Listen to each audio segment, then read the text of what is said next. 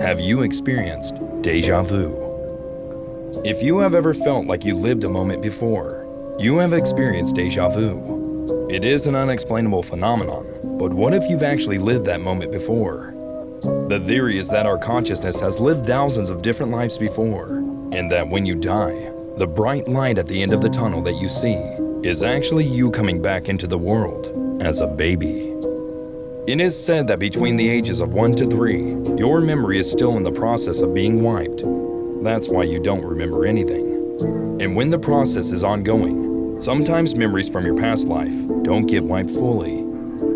Therefore, when you are put in a similar place, location, or situation, it conjures these memories, thus experiencing déjà vu.